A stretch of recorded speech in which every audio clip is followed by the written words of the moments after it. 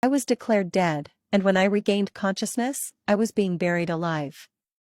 My name is Helena Markham. Pay attention because my case is real and one of the most notable cases of accidental premature burial.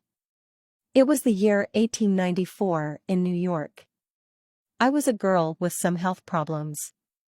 At the age of 22, I went to the doctor for chest pains. I was diagnosed with heart problems and prescribed a treatment that was believed to be effective in my time, but my condition worsened with each passing day, and I felt my heart fading away.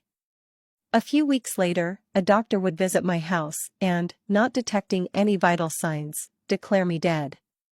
The reality was that my heart was beating so slowly that my beats were imperceptible. My family began preparations for my burial. And here my nightmare would begin. The next day, I was placed in a coffin, which was later sealed at some point during that day. My body started to react. I opened my eyes, but the darkness was so intense that it felt as if I hadn't opened them at all. I was very weak. At first, I struggled to understand what was happening. I had no strength to move or speak, but I was conscious. As minutes passed, I began to hear my family members making preparations for my burial. I heard their voices and cries, and I even heard them praying for me.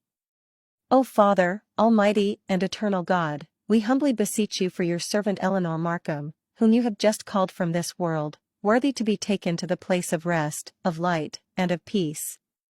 I wanted to scream, but my throat was dry.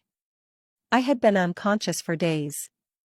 The horror of my situation was indescribable. I pleaded with God to give me strength. The funeral carriage had already arrived and was ready to take me to the cemetery.